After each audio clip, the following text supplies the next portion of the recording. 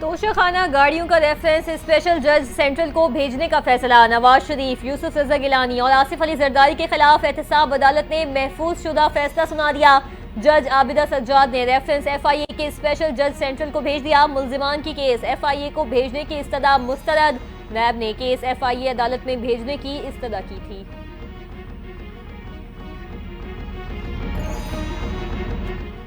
F آئی اے توشہ خانہ 2 case میں بشرا be be کی ضمانت منسوخ کرانے میں ناکام۔ دوران سماعت ایف آئی اے نے موقف اپنایا کہ بشرا بی بی ضمانت کے بعد ٹرائل کورٹ میں پیش نہیں ہوئی۔ بشرا بی بی ضمانت کی رعایت کا غلط استعمال کر رہی ہیں۔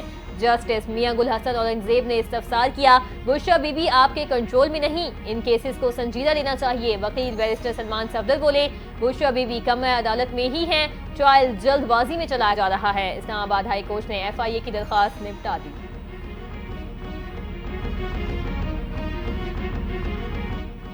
الیکشن کمیشن عادل بازئی کو ڈی سیٹ کرنے سے متعلق سپریم کورٹ کو مطمئن نہ کر سکا۔ این اے 262 کوئٹہ سے عادل بازئی کو ڈی سیٹ کرنے کا الیکشن کمیشن کا فیصلہ کالعدم قرار۔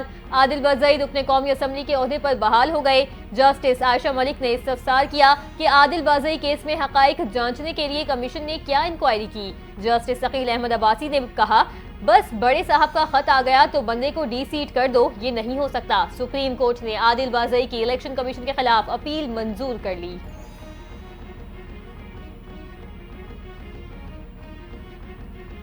وزیر اعظم سے اسد قیصر کی کوئی ملاقات نہیں ہوئی۔ حکومت نے پی ٹی آئی سے رابطوں اور مذاکرات کی تردید کر دی۔ وفاقی وزیر اطلاعات عطا تارڑ کہتے ہیں، پہلے پی ٹی آئی 9 مئی اور 26 نومبر کے واقعات پر شرمندگی کا اظہار تو کرے، پی ٹی آئی کی بات کا اعتبار کون کرے گا اور ان کی کون گارنٹی دے گا؟ یہ لوگ اپنی باتیں منوا کر مکر جاتے ہیں۔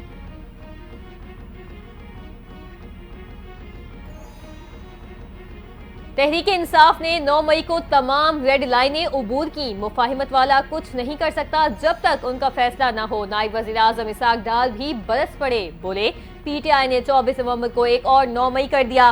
ملک کو بدنام کرنا بند کریں، جو بندے مارے گئے ان کے شناختی کارڈ دکھا دیں، ساتھ چل کر تحقیقات کراتے ہیں۔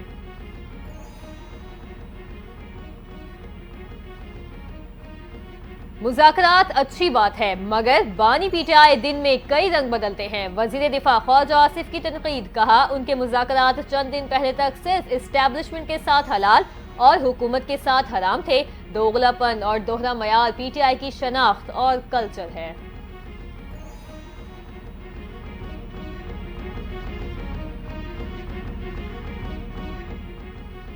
وفاقی کابینہ میں مزید 10 ارکان کو شامل کیے جانے کا امکان۔ سردار یوسف، طارق فضل چودھری، بیرسٹر عقیل ملک کے نام زیر غور۔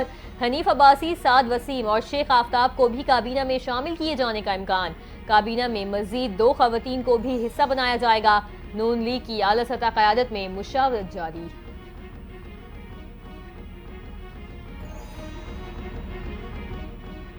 پاکستان کا موسمیاتی تبدیلیوں سے نمٹنے کے لیے عالمی برادری سے فوری اقدامات کا مطالبہ۔ عالمی عدالت انصاف میں پاکستان کی نمائندگی کرتے ہوئے اٹارنی جنرل منصور عوان نے کہا، انسانیت اب موسمیاتی ہنگامی صورتحال نظر انداز کرنے کی متحمل نہیں ہو سکتی۔ گرین ہاؤس گیسز کے اخراج میں پاکستان کا حصہ 1% سے بھی کم ہے، لیکن دیگر ملکوں کے پاکستان کو موسمیاتی اثرات سے موت کا خطرہ 15 گنا زیادہ ہے۔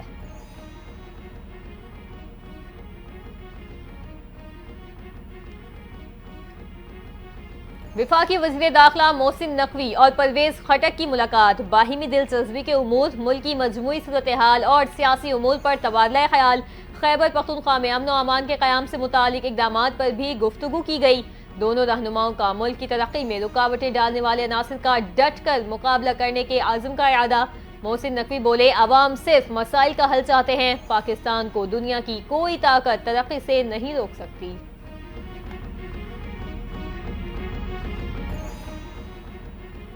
پاکستان سرمایہ کاری کے حوالے سے دنیا کا بہترین ملک ہے۔ سندھ میں سرمایہ کاری کے بہترین مواقع ہیں۔ وزیر اطلاعات سندھ شرجیل میمن کا تقریب سے خطاب، کہا شہر قائد میں ٹرانسپورٹ کا نظام بہتر بنانے کی کوشش کر رہے ہیں۔ سندھ میں مختلف پروجیکٹس پر کام ہو رہا ہے۔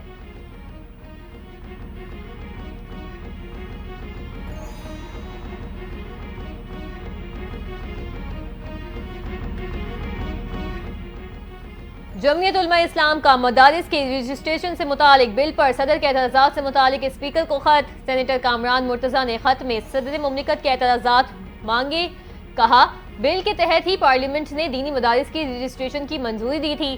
صدر مملکت کے اٹھائے گئے اعتراضات کی نقول فراہم کی جائیں۔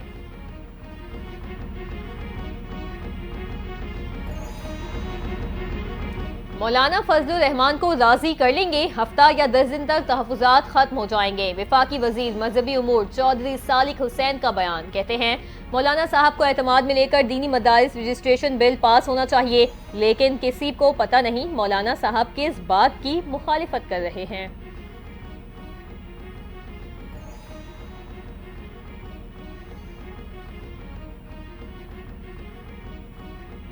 پاکستان اسٹاک ایکسچینج میں کاروبار کا مثبت رجحان۔ 100 انڈیکس نے نیا ریکارڈ قائم کر لیا۔ 2538 پوائنٹس کے اضافے سے 1,13,348 پر آ گیا۔ کاروبار کے دوران انڈیکس 1,13,481 پوائنٹس کی بلندی پر بھی پہنچا۔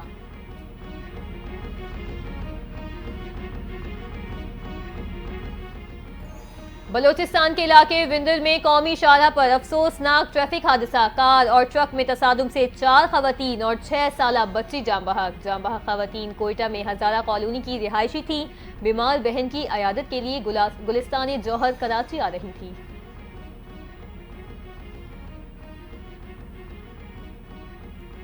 دنیا بھر میں سوشل میڈیا ایپس کی سروسز چند گھنٹے متاثر رہنے کے بعد بحال۔ ترجمان میٹا کے مطابق سوشل میڈیا ایپس میں آنے والی فنی خرابی دور کر دی گئی۔ سوشل میڈیا پلیٹ فارمز میں خرابی سے دنیا بھر میں صارفین متاثر ہوئے تھے۔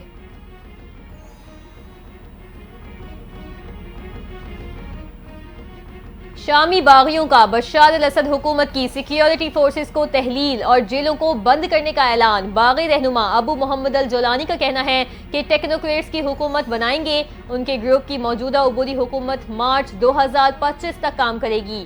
باغی گروپ کا کیمیائی ہتھیاروں کو کسی بھی صورت میں استعمال نہ کرنے کا اعلان۔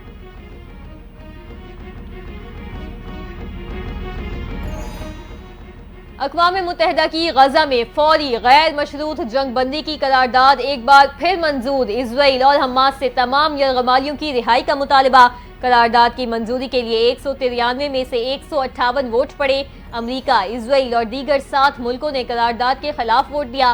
امدادی ایجنسی انروا کے حق میں بھی قرارداد منظور کر لی گئی۔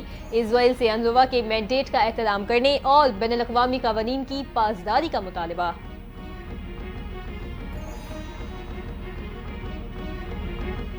سعودی عرب 2034 کے فیفا ورلڈ کپ کا میزبان ہوگا۔ فیفا کی جانب سے 2034 کے ورلڈ کپ کی میزبانی سعودی عرب کو دینے کی تصدیق۔ سعودی عرب پہلی مرتبہ فیفا مینز ورلڈ کپ کی میزبانی کرے گا۔ ریاض، جدہ، الخوبر، ابہا اور نیوم کے 15 مختلف اسٹیڈیمز ورلڈ کپ میچز ہوں گے۔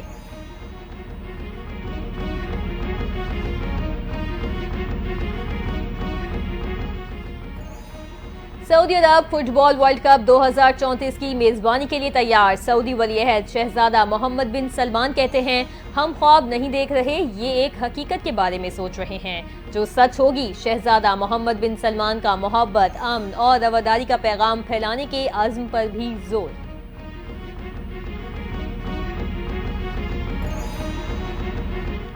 اور ملک بھر میں سردی کے وار تیز ہو گئے۔ بلتستان میں برفباری کے بعد سردی کی شدت میں اضافہ، نظام زندگی درہم برہم ہو گیا۔ پہاڑی تودہ گرنے سے گلگت اسکردو روڈ بند۔ استور میں بھی برفباری کا سلسلہ تھم نہ سکا۔ وادی نیلم میں بھی وقفے وقفے سے برفباری جاری۔ وفاقی دارالحکومت اسلام آباد میں پارہ -1 ڈگری تک جا پہنچا۔ شہر قائد میں بھی درجہ حرارت 11 ڈگری تک پہنچ گیا۔